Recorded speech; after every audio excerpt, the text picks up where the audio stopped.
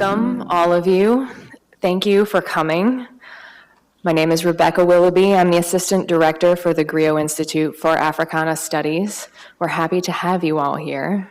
And we're happy to welcome Mac McGahey and Dr. Rebecca Moore, who are our first speakers in the Jonestown Reconsidered series.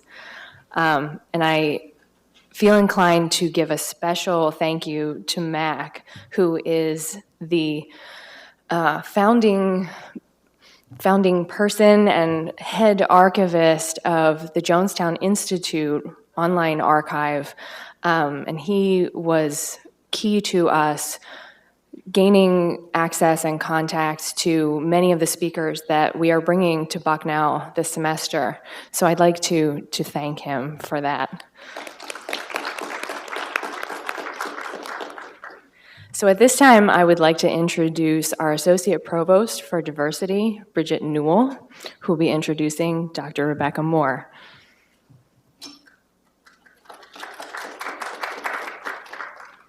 And thank you, Rebecca. This is the night of Rebecca's, we were saying.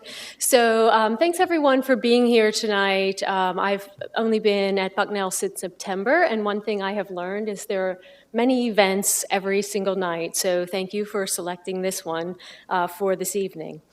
As Rebecca said, I am Associate Provost for Diversity here at Bucknell, and so on behalf of Professor Carmen Gillespie and the Griot Institute for Africana Studies, I'm very pleased to welcome you to the first evening lecture of the Jonestown Reconsidered series. I know we had a nice afternoon discussion, I heard, at lunchtime.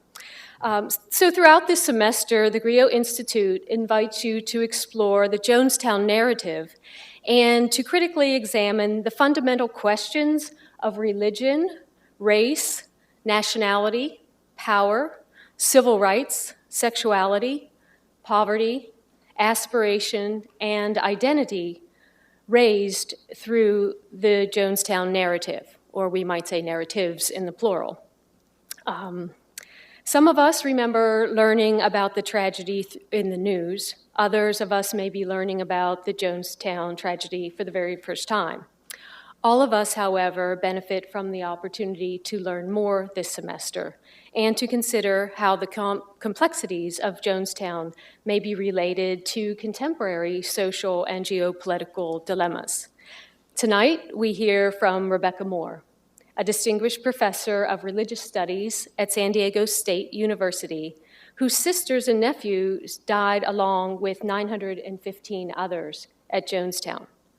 Professor Moore holds a PhD in religious studies from Marquette University, where her specialty was Jewish and Christian dialogue. The author of Voices of Christianity, A Global Introduction, and co-author of A Portable God, The Origin of Judaism and Christianity, Dr. Moore now specializes in American religions with a focus on new religious movements. Her most recent book is Understanding Jonestown and People's Temple. In addition, she co-manages the website Alternative Considerations of Jonestown and People's Temple. Tonight, Dr. Moore shares with us A Dream Deferred, the promise and pathos of People's Temple. Please help me to welcome Professor Rebecca Moore. Thanks for being here. Thank you very much, Provost, for that introduction. I am extremely honored to be giving the first lecture on Jonestown Reconsidered for the Griot Institute for Africana Studies here at Bucknell University. The book series, awards, lectures, and projects offered by the Griot Institute are impressive. I feel very fortunate to be part of these programs. I want to thank the staff of the Griot Institute, Miranda Steele and Rebecca Willoughby, for their warm hospitality and welcome that we've received today. I also want to thank the Institute's director, Dr. Carmen Gillespie, for inviting me to be part of the series of lectures observing the 35th anniversary of the deaths in Jonestown. I first learned of Dr. Gillespie through her book of poetry titled Jonestown, A Vexation. I have to admit that I was a bit, vexed when I heard the title, Vexation seems at first to trivialize the deaths in Jonestown, Guyana. Yet, the more I read the poems in this remarkable volume, the more I realize that vexation is the perfect word. So thank you, Dr. Gillespie, who I understand cannot be here, for broaching this vexatious topic through a series of lectures which will be challenging, fascinating, and yes, a vexation. Before I go any further, I need to say a few words in the spirit of full disclosure.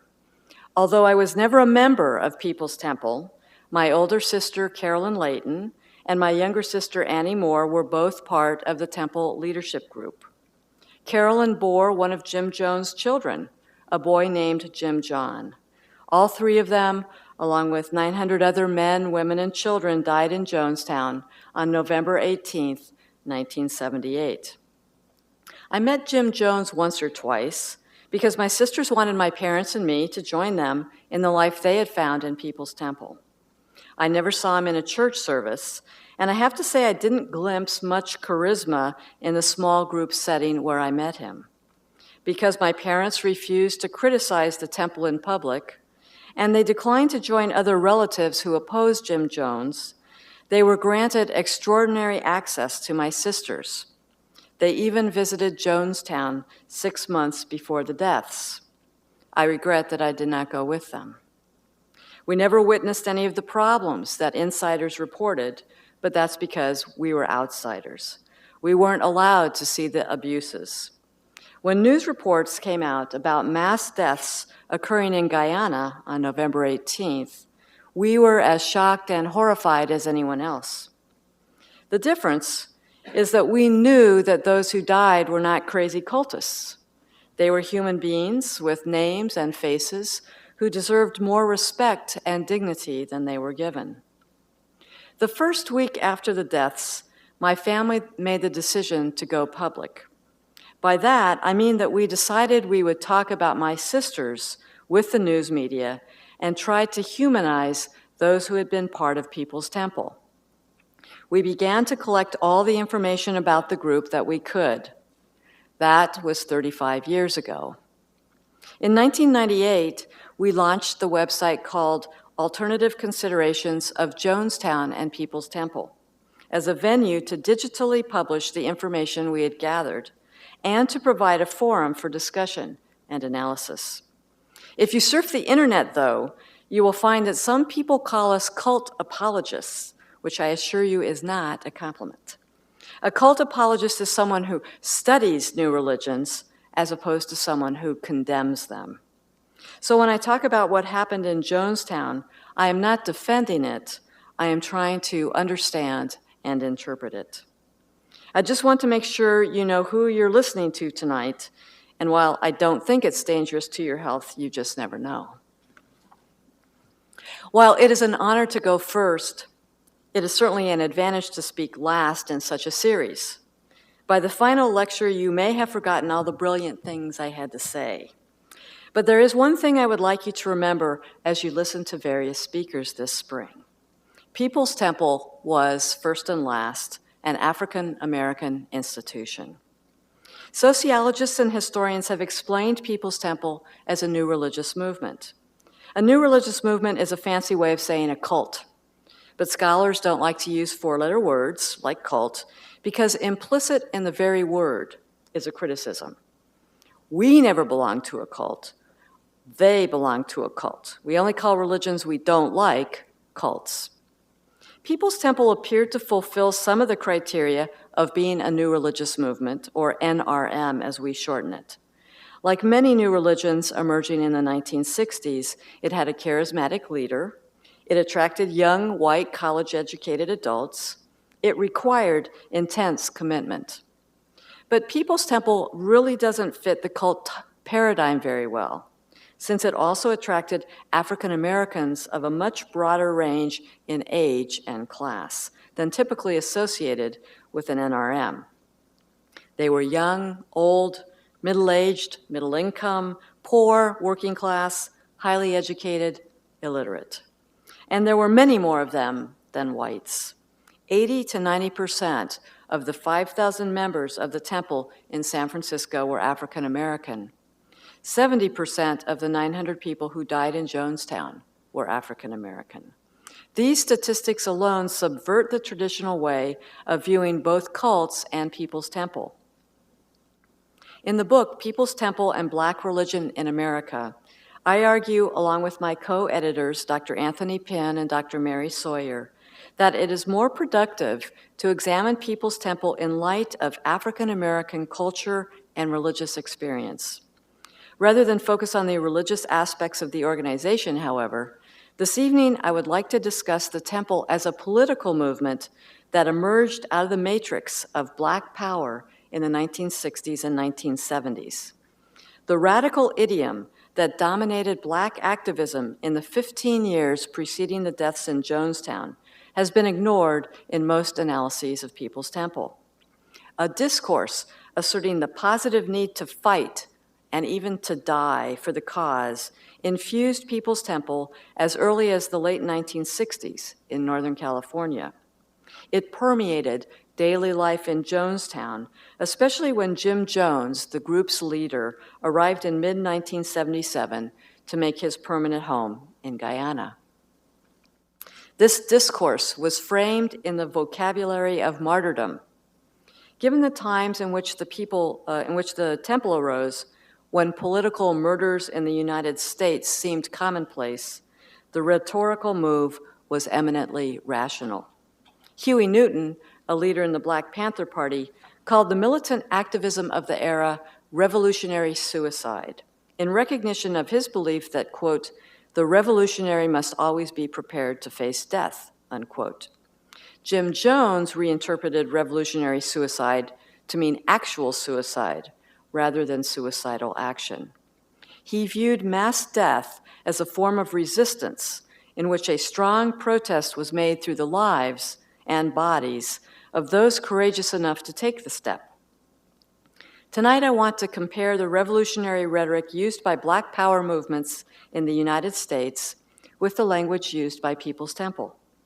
I especially want to consider the Black political group active in Oakland, across the San Francisco Bay from People's Temple, namely the Black Panther Party. The discourse of both movements emphasizes a willingness to die fighting persecution and repression, and reveals an expectation that this will indeed happen. I will be arguing that the members of People's Temple saw themselves as true martyrs in the cause of African American liberation. Here's the structure of my talk. First, we will look at the narratives of revolution and sacrifice that prevailed in the 1960s and 1970s. Then we will examine the idea of revolutionary suicide and how that term was used and understood in People's Temple. I then want to address counter-arguments and alternative narratives. That is, I want to talk about some of the hard questions raised by Jonestown. By the end of the talk, I hope to have persuaded you that the promise of People's Temple, with its vision of an integrated and egalitarian society, makes the pathos of the final day all the more tragic. And of course, there'll be time for questions and comments afterwards. The idea of revolutionary suicide provides the best description of the cultural and emotional context that existed in Jonestown. Civil rebellions and anti-war protests in America's cities provided the backdrop for the rapid expansion of the temple from rustic Northern California in the late 1960s to urban San Francisco and Los Angeles in the early 1970s.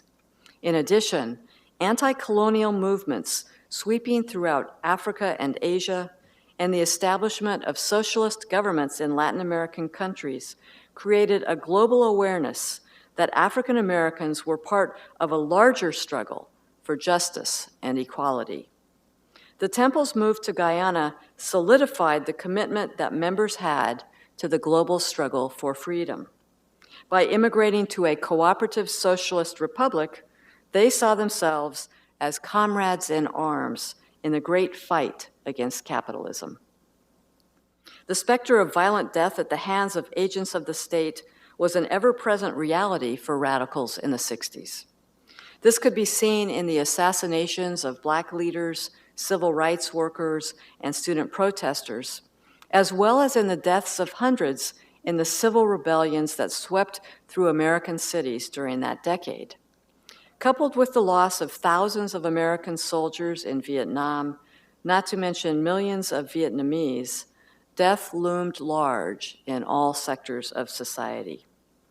While radical rhetoric may have exaggerated the extent of the crisis, social activists nonetheless could see that the apparatus of government clamped down harshly when its interests were challenged. This repression engendered a narrative that emphasized resistance to oppression, even at the cost of one's life. We find appeals both to armed struggle and to sacrificial death in speeches, newspapers, essays, sermons, poetry, literature, and drama from that time. An eerily prescient poem titled Revolution by Richard Thomas reads, "We will not die for nothing, not anymore. Our deaths shall be noisy and beautiful to the last swing. We shall die properly, all at once." Many additional examples of the revolutionary language African American writers employed in the 60s appear in the 1968 anthology Black Fire, where Thomas's poem was reprinted. An essay by Calvin C. Herndon titled "Dynamite Growing Out of Their Skulls" predicts that African Americans will explode in violence while whites, quote, will be at a complete loss to understand why so many Black people have gone mad, unquote. The essay concludes that, quote, nothing will stop the Blacks except to kill them, unquote. Another illustration of the militant style of expression is the one-act play Black Ice, in which a group of radicals kidnap a congressman and hold him hostage in exchange for the release of a prisoner on death row. The plot is foiled. 3 of the schemers are killed as they attempt to escape. And a woman revolutionary is left with the congressman, who begs for his life. The congressman, "All of you will go free." Martha, "How can you promise that? You're just a congressman." Congressman, "You'd be surprised at the power a congressman has. We run this country." At the end of the play, Martha shoots the congressman. The last line is, "You didn't die very well." I never hear these lines without thinking of Congressman Leo Ryan. The clearest and most confrontational articulation of the programs and priorities of Black Power came from the Black Panthers. Founded in 1966 in Oakland, California, the Black Panther Party, originally the Black Panther Party for Self-Defense, directly challenged police brutality against African Americans. In contrast to the practice of nonviolent resistance, the Panthers encouraged armed resistance, especially against the police who carried out state-sponsored oppression of African Americans and other people of color. They argued that, quote, all Black and oppressed people should be armed for self-defense of our homes and communities against these fascist police forces, unquote. This provocative stance led to lethal showdowns between the Panthers and the police, which in turn fed the belief that death was just around the corner. It was. Huey Newton, co-founder of the Black Panthers, served 3 years in prison on charges of killing a police officer and wounding another before winning an appeal and being released from San Quentin in 1970. His theory of revolutionary suicide and his persona as a persecuted political figure served as the model for discourse in People's Temple. In the essay Revolutionary Suicide, Newton writes that, quote, although I risk the likelihood of death, there is at least the possibility, if not probability, of changing intolerable conditions, unquote. He contrasts reactionary suicide, what he calls the self-murder of those who are crushed by fascists, with revolutionary suicide in which, quote, we must move against these forces, even at the risk of death, unquote. Newton then goes on to cite a number of revolutionaries, such as Che Guevara, Fidel Castro, and Mikhail Bakunin, who argued that revolutionaries are essentially doomed men. He compares 1960s radicals with the American colonists, the French revolutionaries, the Russians of 1970, the Jews of the Warsaw Ghetto, and other heroic radicals. These revolutionaries were not suicidal, nor did they actively seek death. Yet, they knew that their lives were at stake. In a 1970 interview, Newton describes the program of the Panthers as one of armed struggle. Quote, "We have hooked up with the people who are rising up all over the world with arms because we feel that only with the power of the gun will the bourgeoisie be destroyed and the world transformed," unquote. In response to the 1971 uprising at New York's Attica State Prison, in which 39 prisoners and guards were shot and killed by state police, Newton asserts that, quote, "Prison warden Richard Nixon leaves no alternative but violent armed resistance," unquote. His eulogy for Jonathan Jackson and William Christmas, who were killed in a shootout in California's Marin County Courthouse in 1970, includes the statement, quote, "If the penalty for the quest for freedom is death, then by death we escape to freedom," unquote. In essence, Newton's concept of revolutionary suicide unmistakably required dying in the heat of battle. Now let's look at revolutionary suicide in People's Temple.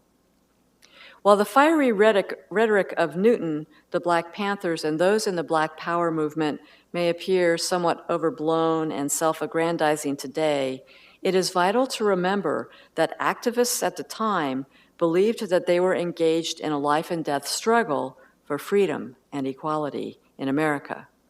Documents obtained under the Freedom of Information Act and other public records suggested this belief was not mere paranoia. The members of People's Temple used the same language. Why? Because its young progressive members understood the temple to be part of a larger political movement responding to the social turmoil raging in the United States and around the world in the 1960s and 1970s. Duchess Harris and John Adam Waterman argue that many temple members deliberately utilized Black Power rhetoric, quote, "because it was an available and appealing syntax of revolutionary social and political change," unquote. Perhaps more to the point, African Americans comprised the vast majority of the group's members. Black Power was not empty rhetoric for People's Temple. It was something to be lived. Jim Jones expounded a political message that radicalized the young and exhorted a social gospel message that offered spiritual hope to the elderly. The temple offered survival programs, to use Panther language, such as health services for senior citizens and welfare advocacy for poor people. Members also volunteered as activists in a variety of political protests. These included opposing the 1978 Bakke decision by the U.S. Supreme Court, which rejected the principle of affirmative action. They also joined the California Coalition Against the Death Penalty and participated in gay rights rallies. The temple sponsored anti-colonial events, such as the 1976 African Liberation Day celebration, which hosted speakers from liberation movements throughout Africa. Temple members circulated petitions against the incarceration of Nelson Mandela from South Africa. Refugees from the 1973 military coup in Chile, like Orlando Letelier and Laura Allende, also spoke at the temple. Jones himself was an obscure socialist thinker, according to Harris and Waterman. He blended elements of, quote, atheism, Christianity, Marxism, Leninism, Maoism, and Third World revolutionary rhetoric into a complicated brew of political sentiments, unquote. Audio tapes recovered from Jonestown feature Jones reading news from Soviet and Eastern Bloc sources about liberation movements around the world. In the news from November 6, 1978, Jones highlighted several items: protests in the Arab world against the Camp David peace agreement, the handover of power from the Rhodesian government to Black majority rule, and the decision in the Philippines to release those detained under martial law. People's Forum, the newspaper of People's Temple, also printed news of radical leaders and events. The first issue, published in April of 1976, featured Dennis Banks, the co-founder of the American Indian Movement, who was fighting extradition in connection with the Wounded Knee Uprising in 1973. An article on intimidation against the temple from the December 1976 edition focused on spies identified at a talk at which civil rights activist Unita Blackwell-Wright gave at the temple. Quote, "This country must be maintained on the road to social democracy," the article reads. "It is beginning to appear that our corporate state has gotten out of touch with the needs of its people," unquote. It concludes by warning all those attempting to, quote, "circumvent the constitutional guarantees of freedom of speech, religion, and assembly, that we will not stand idly by while these freedoms are smothered. We would be prepared to do so even if it meant our death, because we firmly believe that liberty is worth that price." This was in 1976, 2 years before the deaths in Jonestown. A review of People's Forum, audio tapes, and other primary source documents reveals that the discourse of People's Temple was neither as coherent or radical as that of the Black Panthers or other Black Power movements. The expression of a willingness to die, however, is noteworthy. 6 months after my sister Annie Moore joined the temple in 1972, she wrote a letter in which she stated, quote, "I want to be in on changing the world to be a better place, and I would give my life for it," unquote. In her last letter to me, from October 1978, Annie described various conspiracies against the group that she believed had been uncovered. Quote, "What's interesting," she wrote, "is that it is all coming out before we are all dead, not the case with JFK, RFK, and Martin Luther King, MLK," unquote. The idea of suicide was not explicitly discussed by the residents of Jonestown until September 1977, when they thought they were under attack. Temple member Tim Carter writes that Jim Jones claimed that the situation was so dire that they needed to commit suicide in order to prevent the fascists from killing the people. Jones called for a vote, but only 2 people supported the suicide option. In a second vote the next day, 3 more joined the first 2. All were white women, close to Jim Jones in the temple's leadership group. Nevertheless, when Jones spoke to the Deputy Prime Minister of Guyana via shortwave radio, he reversed the outcome, saying that all but 2 supported, quote, "a vote that we would rather die than return to the United States," unquote. A journal kept by Temple member Edith Roller and an audio tape recording, so 2 independent sources, indicate that revolutionary suicide was unambiguously and repeatedly discussed at a community meeting on February 16, 1978. Roller wrote that Jim Jones had said that the political situation in Guyana was dangerous and that alternatives needed to be explored. Many residents proposed moving to Africa, and Roller herself publicly recommended, quote, "that instead of revolutionary suicide, which had been suggested, we seek to send our young people to some African country where they could be used in a revolutionary cause," unquote. Other people who spoke that night agreed, arguing that they should take a stand and fiercely resist any attacks. But Jones maintained that revolutionary suicide was preferable to being taken prisoner, becoming a slave, or returning to the United States. Quote, "There's no way to make any moral sense out of further fighting," he said, "because it'd be maybe Black people having to kill Black people that they use to come after us, and we would lose our moral impact," unquote. At the end of the discussion, Jones announced that there was no alternative to revolutionary suicide and ordered residents to line up to take what they were told was poison.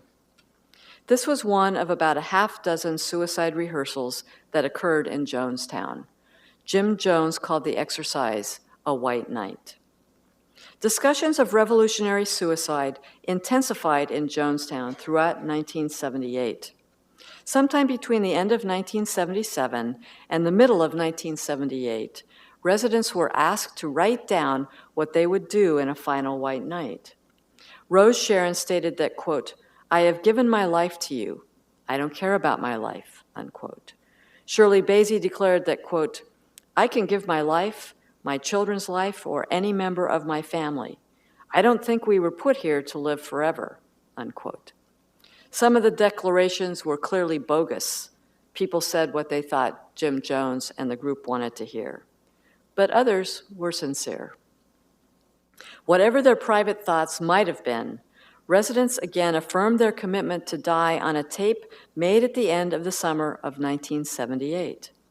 The statements clearly were intended to be made for posterity, as several speakers allude to those who will listen to the tape in the future. Although they did not agree on a single definition of revolutionary suicide, they did admit that death was the only way out. Some wanted to die to prove that they laid down their lives for something worthwhile. Some would rather die than live in any other place in the world. Some wanted to make a statement in support of the communism practiced in Jonestown. Some were dying in solidarity with other freedom fighters from around the world. And some were just tired of running. The declaration of Leanne Harris perhaps rings truest of those made that night. Quote, "This is the only place where I found freedom, and if I can't have it here, I'd rather be dead," unquote. Leanne Harris died on November 18th. So did Edith Roller, Rose Sharon, Shirley Bassey, Annie Moore, all the people that I've been quoting. The audio tape made on November 18th, as the deaths were occurring, includes Jim Jones' pronouncement that they were not destroying themselves, but rather were committing revolutionary suicide. 1,000 people who said, "We don't like the way the world is. Take some. Take our life from us. We laid it down. We got tired. We didn't commit suicide. We committed an act of revolutionary suicide, protesting the conditions of an inhumane world." Just as Huey Newton differentiated between reactionary suicide and revolutionary suicide, Jim Jones distinguished self-destructive suicide from revolutionary suicide. He condemned ordinary suicide, saying, quote, "It's immoral to commit suicide for selfish reasons. It's hostile. It's an act of vengeance to do it," unquote. He claimed that a suicide for selfish reasons would be reincarnated for 10,000 years. In contrast, revolutionary suicide was an unselfish act intended to resist the evils of capitalism. I've set forth the evidence for arguing that members of People's Temple saw themselves within a larger framework of Black liberation struggles. They used the rhetoric of Black power and of anti-colonialism as they described their own movement. Throughout the course of the upcoming lectures, you will have the opportunity to hear other accounts of People's Temple. What happened there? Why it happened? What it means? As historians engaged in the interpretation of past events, we are aware that there are a number of competing voices, all clamoring to be heard, and I certainly encourage you to attend all of the lectures in future. The dominant account of People's Temple in Jonestown was created by the news media within a few short weeks of the deaths in 1978.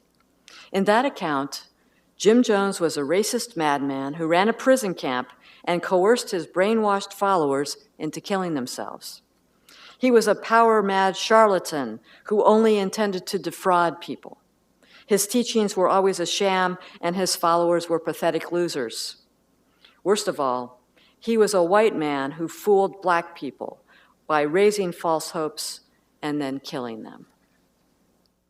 The unfortunate reality is that members of People's Temple and residents of Jonestown participated in their own victimization. The victims were also the perpetrators.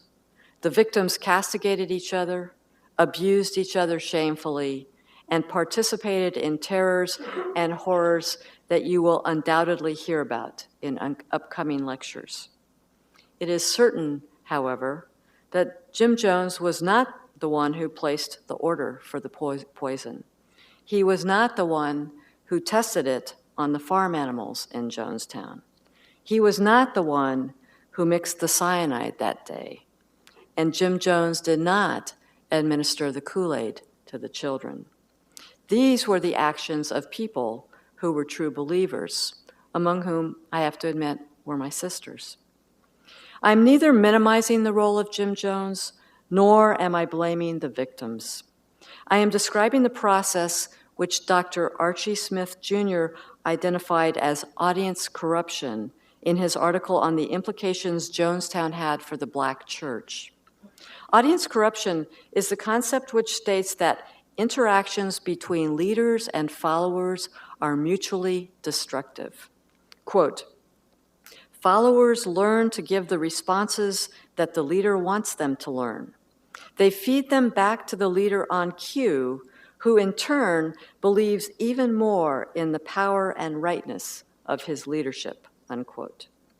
Within a closed system, the leader is the sole authority because the people have given him or her that power. The audience corrupts the leader with its uncritical adulation. And the leader corrupts the audience by demanding obedience. Jones did not need any gunmen to enforce the behavioral controls in place at Jonestown. The residents themselves ran and operated them.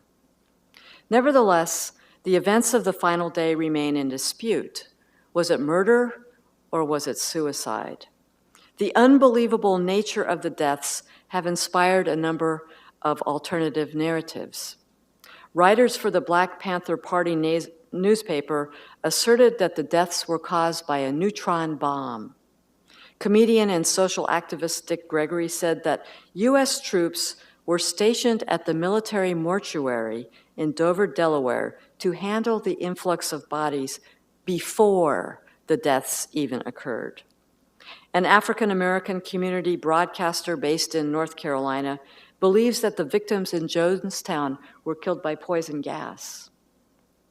More generally, a number of people in the San Francisco Bay Area think that African Americans were lured into the temple and to Jonestown as a way to destroy the most progressive elements of San Francisco politics in the 1970s. The fact that parents killed their children is probably the number one reason that alternative narratives have arisen, and we talked about this a little bit at noon today. But let us look at this from a different perspective and ask, how did the parents who killed their children in Jonestown view their own actions? On a number of occasions, the people of Jonestown openly discussed the possibility of killing their children. During one white night on April 12, 1978, residents proclaimed their willingness to take the lives of their children rather than leave them for the fascists to find and torture. Jones elaborated, saying that they are already prepared to be, quote unquote, genuinely compassionate in the case of such an emergency. A literary example makes the same point. The character of Seth in Toni Morrison's novel Beloved has been brutalized by slave owners. To prevent her daughter from facing the same fate, she cuts the throat of Beloved. She had to be safe, says Seth, and I put her where she would be. I'll explain to her, even though I don't have to, why I did it, how if I hadn't killed her, she would have died, and that is something I could not bear to happen to her. When I explain it, she'll understand, because she understands everything already. Once the parents in Jonestown had killed their children, they had no reason to live. I don't think we need any alternative theories to explain that fact. and your favorite words, in conclusion, members of People's Temple were immersed in the rhetoric of revolution. Resistance shaped the discourse they used to describe America, the Babylon of racism and capitalism. The group worked on two fronts to oppose these evils. First, they worked for social justice in the urban areas of San Francisco and, to a lesser extent, Los Angeles. Second, they created an alternative society in Guyana in which the problems of America's economic and political system no longer existed. The mean streets of the ghetto, with alcoholism, drugs, addiction, crime, juvenile delinquency, and other ills, were left far behind. Guyana was called the Promised Land, and the possibility of a new beginning apart from America's racist society was palpable and real. Self-sacrifice was required to participate in the struggle. This self-denial encompassed not only martyrdom at the hands of the oppressors, but also self-murder if the death promoted a larger cause or purpose. In the case of Jonestown, the death served as a blow by the powerless against the powerful. Unlike their contemporaries, the people of Jonestown ultimately rejected armed aggression. They turned the violence upon themselves, thereby proving the righteousness of the cause for which they were willing to die. The revolutionary suicide of Jonestown was the best weapon that the weak could use against the strong. The people maintained their integrity by dying what they hoped would be a noble death in a cause greater than themselves. The fact that their deaths seem to be a tragic waste to us is what introduces the pathos of People's Temple. What could have been, should have been, and ought to have been was destroyed in a process that took years to prepare, but which appeared to happen in an instant. The dream of an egalitarian society exploded and was deferred to another time. Thank you, and I will take questions.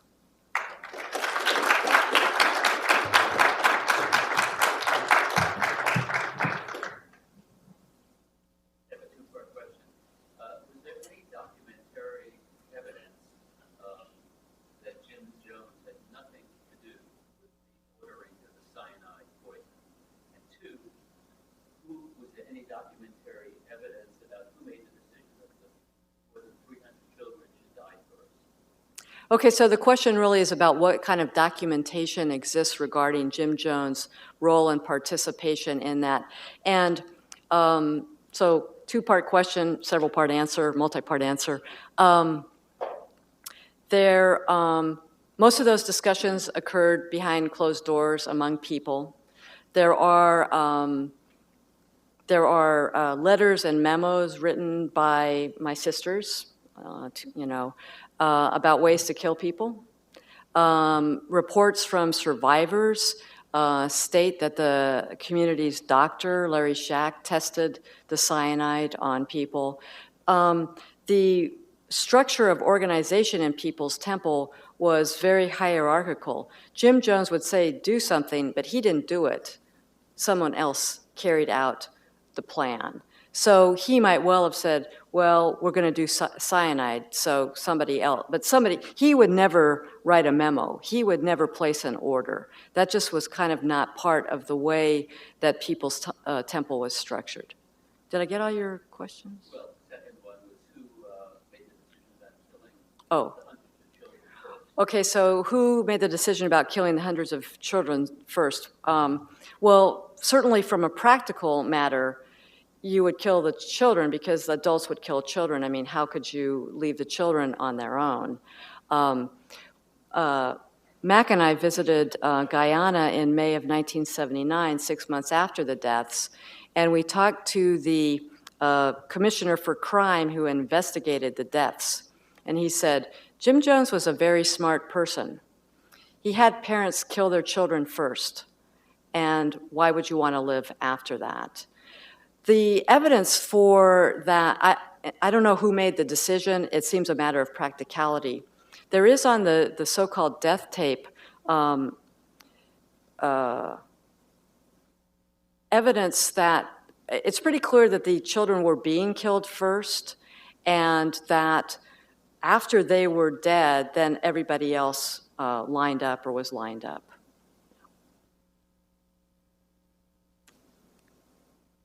It just kind of confuses me when you look at some things that happen with people dying and go, oh my gosh, you know, whatever went through their minds, how could they have gotten sucked into, you know, that type of political, you know, movement. Your closeness to your sisters, was there any, you know, foresight or, you know, how could you foresee any genocide? You know, or what sucked them into this? So the question really is kind of, could I foretell the future? But also what prompted them to join. Nobody joined People's Temple with the intention of killing themselves or killing their children or themselves. People joined because they were very idealistic. They saw this as either a communal group, a religious group, a political group, depending on the individual. They saw it in various ways. And they got something out of it, but they also felt that they were contributing to society. At the same time, and I think all of us might have this same experience, they made compromises with their ethics along the way. Okay, well, maybe it's okay to go through people's garbage to find out stuff about them so that they can be part of our movement. Maybe it's okay to tell a lie so that that person will join because we're doing such great things. Maybe it's okay to fake a healing because everything else we're doing is so wonderful. So the members of People's Temple, especially at the highest levels, not so much at the rank and file, but certainly at the leadership and planning commission, the top tier, continuously made compromises with their ethics little by little. So it's like, right, the frog that dies because the water begins to boil, as opposed to the frog who would jump on, you know, a stove, would immediately jump out. Step by step, people had compromised their conscience. But I think that really the vast majority of people who joined and were part of the movement were very idealistic, and I think you'll hear that message from future speakers, especially people who were members, who will say that, you know, they thought they were doing good. I have several comments and questions. I realize it's a very, very emotional topic, but you used the word courageous. That struck me as a strange word for the people who ultimately died. I don't see courage in their actions. So I want to comment on that, but a couple more questions. When you talked about Huey Newton and the Black Panthers, as I recall, he and the Black Panthers were talking about the fascist police, and they called them pigs, as you may recall, and they were willing to die fighting the pigs. But the point is, in Guyana and Jonestown, there was no attack. There was no catalyst for this mass suicide. So you talked about the Beloved by Toni Morrison, and there the slave mother knew that her daughter would become a slave and be totally abused and have a totally horrible life ahead of her. So that was the catalyst for her to take her child's life. But for the people in Jonestown, they were not under attack. They fled the capitalist country of the United States, and they were safe in Guyana, the socialist country. So how did they think that they were in danger? And secondly, what did they think they would accomplish by this mass death? How would that make a statement against capitalism or any other ultimate objective? I mean, it seems to be a totally worthless effort to accomplish nothing. Okay, so several points have been made, so let me try to address as many as I can. First, regarding the issue of courage, I'm not saying that I thought they were courageous. They saw themselves as courageous freedom fighters, and the rhetoric throughout the existence of the temple was very much, as you could hear from my sister's letter, or letters, we're courageously fighting against capitalism.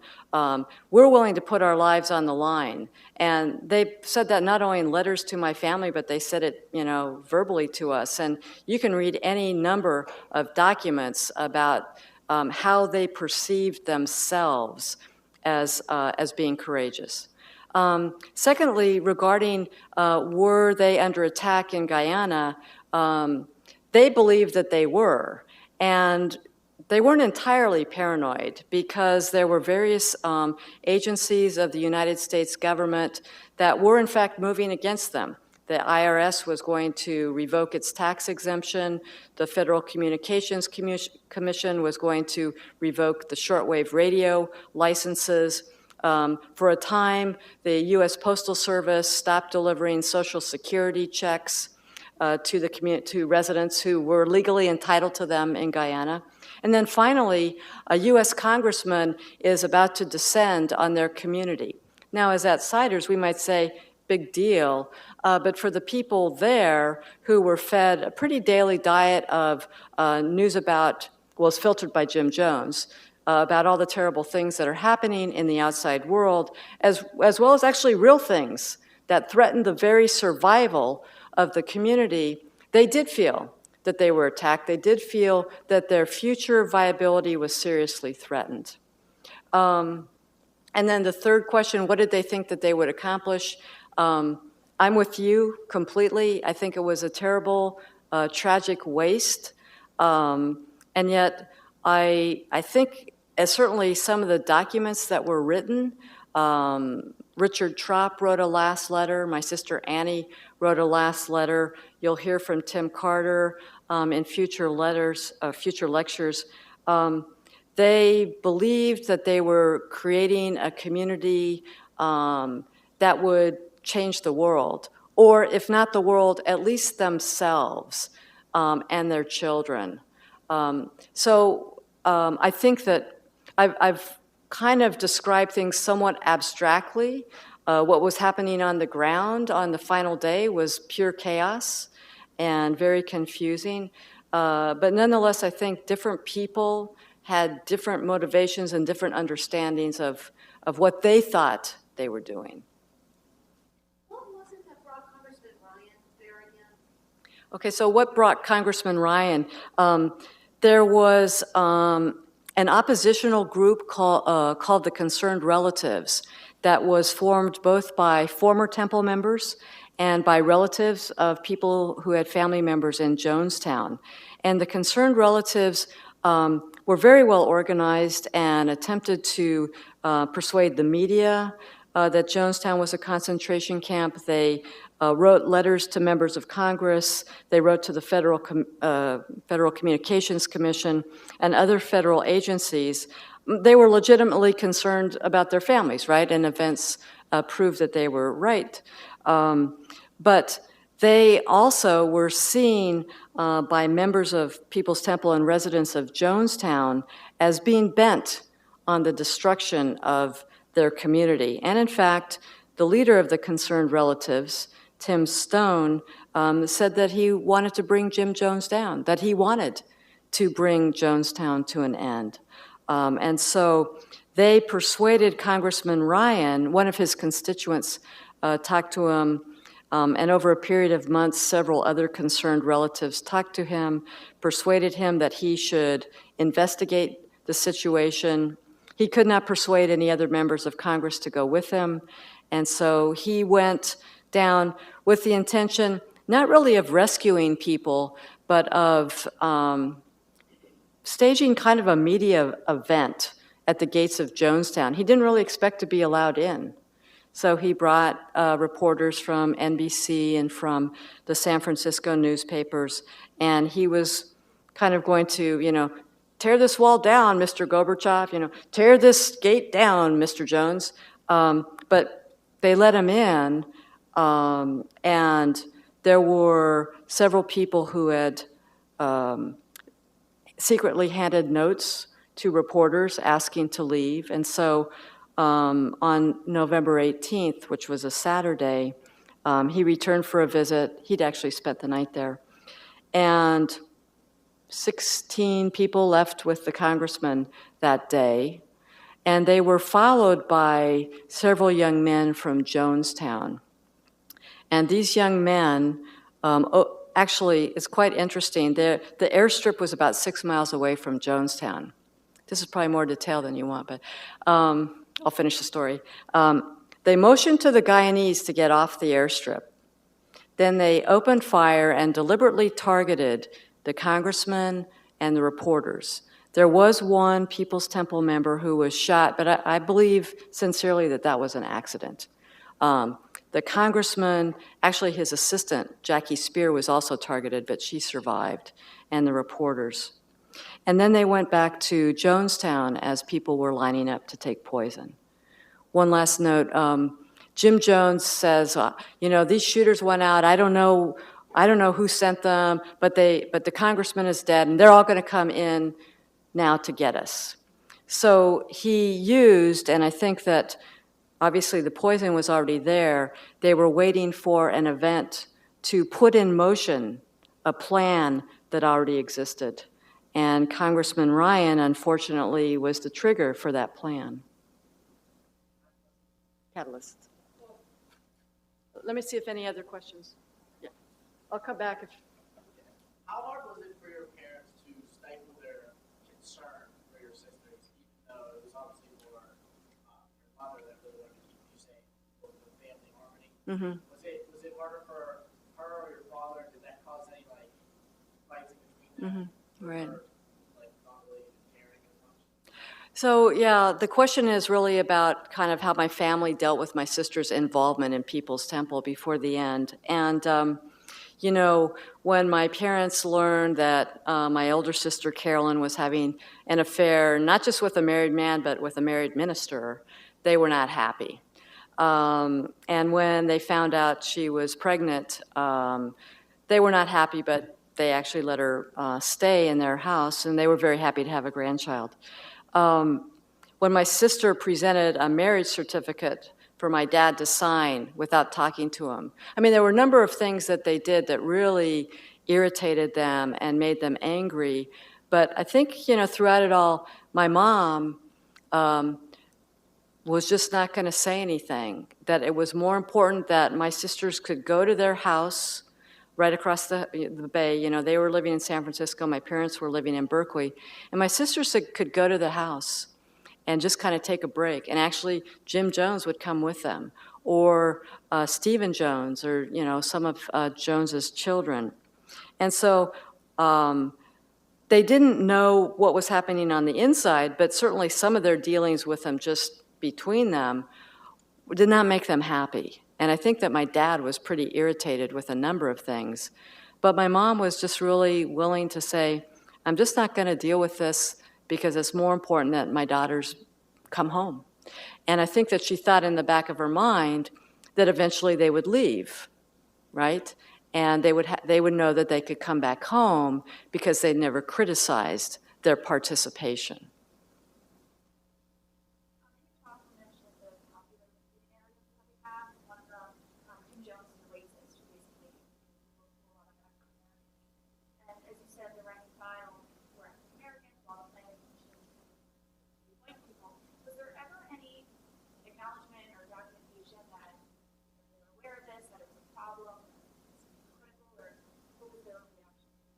Yeah, that's a good question about, the extent of the awareness of racism within People's Temple. There's a very important memo or letter written in 1973 from 8 defectors. These were 4 men and 4 women who left, and they explicitly criticized the racism that existed in People's Temple. They said, young whites are being promoted against blacks who've been in the temple a lot longer. And why is this happening? So that's clearly was one indication that people knew that was a problem. And certainly, Stephen Jones, I shouldn't tell his stories, but, one of the stories he tells is, they'd be standing in the hall and they'd be standing, black and white together, shoulder to shoulder, and he'd know, this is bogus, but he still felt good about it because there was something even about the presence of blacks and whites in the same room, standing shoulder to shoulder, that was awe-inspiring. And yet, at the same time, he would say, I don't know if he would say his father was racist, because here's another Stephen Jones story. He'd see his father really go out of his way to be kind and gentle to the little black ladies, little elderly black ladies. And in fact, they worshiped him because he was so kind to them. And yet when you look at his leadership group, it's predominantly white, but it's also predominantly white women, because I think that he really only trusted people he could sleep with, have sex with, and control in that way. I wanted to ask if you could find the government's report on what happened in this town satisfying. So the question is, do I find the government's report about what happened in Jonestown? The House Committee on, it was called Foreign Affairs at that time, no, International Relations. Anyway, Affairs or Relations, something like that. Did a report because the member of Congress was assassinated. And that report came out in May of 1979, and it was very disappointing. It predominantly, half the report is full of documents, kind of public documents, news reports, the Freedom of Information Act, the Privacy Act. There were some useful documents from the State Department explaining what different State Department officials had seen and witnessed on their visits to Jonestown. But a certain amount of it was classified. In fact, we have not been able to get the classified version, although we've repeatedly tried, at various times after 20 years, 25 years, 30 years, and so on. And so I have to say, no, I'm not satisfied with government reports of that. Okay, now we can go. Well, I guess part of it was answered, I'm not quite sure. And to go back to what they said, how your mother felt about your sisters, I can understand being a mother, unconditional love. She may be able to be out there and make her own bologna and cheese sandwich, but just the fact that she wants to come home to me and it tastes better when I make it, oh yeah, that makes you just, and you're not gonna say, look, I don't like the way you're living. You don't wanna jeopardize her coming home, have you make that. Right. Living a bologna cheese sandwich. That's right. That's right. But what my original question was, did the family, you and, ever think about intervention? I mean, I know I let my daughter live the life how she wants to, and I would never go, well, I'm your mother and this is what I say. I like to think that I brought her up the right way and make her own choices, because that's what it's all about. That's how you learn your own mistakes. But if I ever saw her going down a route that I thought was very detrimental, her existence would cease. I truly try to try to do an intervention or do something. Right. I don't think I can sit back and do absolutely nothing. So the question is, did we consider doing an intervention? And I kind of understand that question in light of 2020 hindsight, but we didn't know that they were going to do that. And they were adults. They're not children. They're adults. And we could draw personal examples about our children, our adult children, making bad choices and not really being able to intervene. But we didn't think that their involvement was life-threatening. And that really, so the question would be, well, in light of that, I don't know. My mother said, yeah, we should have kidnapped them, is what she said after they died. But I really don't think that that was possible. Yeah. Oh. I just want to reply to that. In our readings, we learned about some families who did basically try to do that and were completely unsuccessful. Versus father and brother went there. She was absolutely not leaving. So yeah, kind of say look at it that way.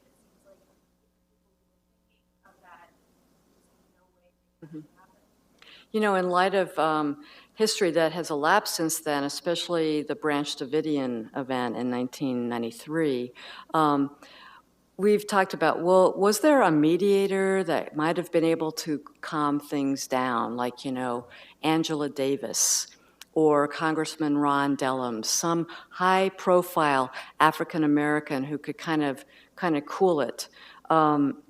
They're kind of the People's Temple lore among survivors is that if Leo Ryan had come a few months earlier, the plan wouldn't have been in place and there would not have been an incident.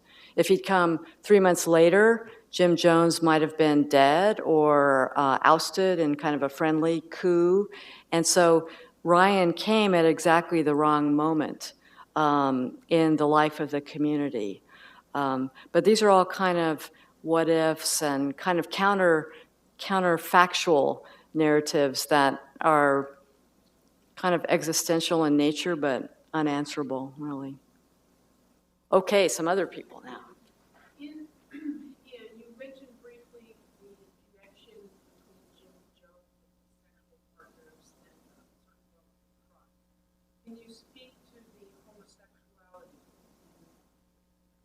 The question is regarding kind of homosexuality within the temple, and that's really a not two-edged sword, but there's two sides to that.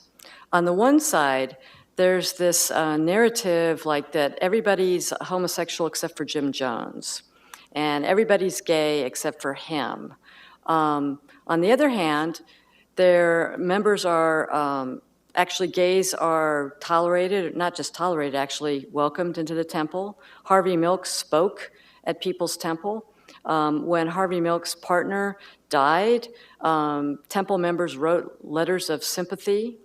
And as I said, they went to gay rights rallies. And so on the one hand, there's kind of this discussion or discourse that's very denigrating of gays and lesbians. On the other hand, actions speak louder than words, and gays were welcomed. There's a very interesting account of that, A Lavender Look at People's Temple by Michael Belafontaine, and that was a self-published book, but I really, if you're interested in kind of gays and lesbians in the temple, that book is really very interesting and very well researched. I saw some other new hands. Did I see any?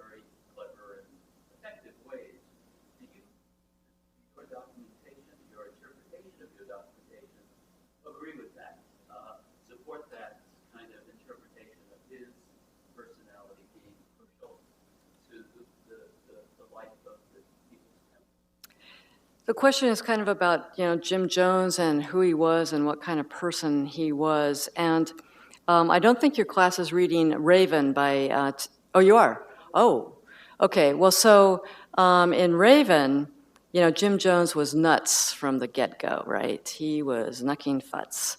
But I don't agree with that interpretation. I think that he, over time, was corrupted by power, and that he began as a poor white trash from the wrong side of the tracks.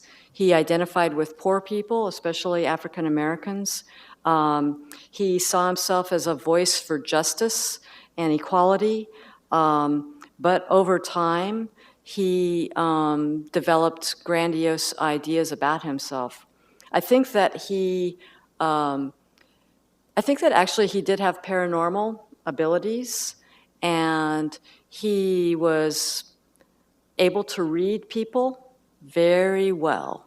And there are many accounts that survivors will give you of like, he knew what they were thinking. He could read their minds. And this was not going through trash. This was like, he read their minds. He healed them.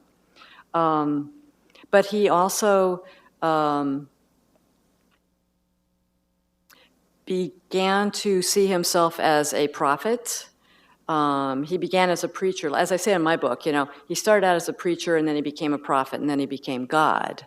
And so I see, in contrast to the portrayal in Raven, that he developed over time to be a master manipulator, that he always had a gift for gab, but he used it for good until he used it for ill.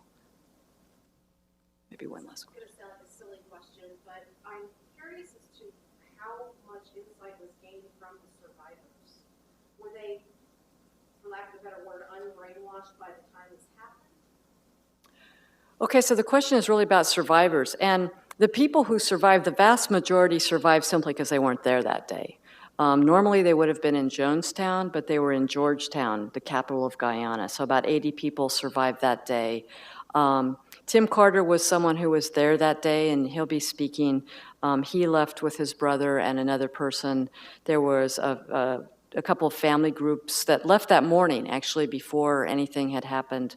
An elderly woman slept through it. An older man hit himself in a ditch. 2 young African Americans kind of just were able to kind of fool people and sneak away. But that's the extent of the survivors.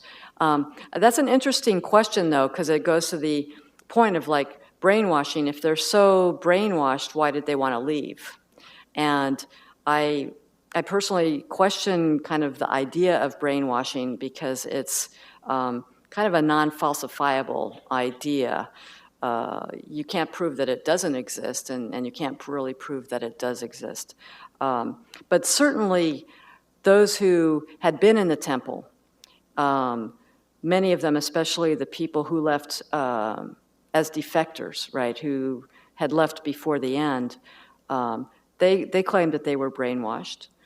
Certainly people were sleep deprived, lacking in food. There was a lot of peer pressure to conform. But one thing that Tim Carter says that sticks with me is they had done kind of a preliminary suicide drill in San Francisco, I think around 76. And he said, I looked at everybody and they were pretending to fall down dead. And I thought, this is just nuts. But I saw Patty Cartmel doing it, so I did it. So in his mind, he knew that that was wrong, but he still conformed. Is that brainwashing? I think if you were brainwashed, you would have no doubts, right? But if you have doubts and you still go against your conscience, are you brainwashed? I don't know. Maybe you have time for one more question, or how long do you want to go? Another question? Yes? So was there an overarching narrative around afterlife? So the question was about the afterlife, and there was a belief in reincarnation. And in fact, even on the death tape, one of the people who's arguing against a woman who's protesting to save the children, Christine Miller. And Jim Miller argues against her. Other people shout her down. But he says, take a drink. We'll see each other on the other side. Just take a step across. Jim Jones believed he was the reincarnation of Lenin, and my sister was the reincarnation of Lenin's mistress. I can't remember her name. So there was a belief, actually, in reincarnation. So this wasn't actually the end. But for a lot of people who had grown up in traditional Christian background, they believed in, heaven and hell, and that God would see what was going on. I appreciate your attention. I'll take any questions afterwards. Personally, I want to make sure you pick up a Jonestown report if you're interested, or a little card that has a website, which has much, much more than I could possibly say in one evening. And thank you so much for your questions and your attention.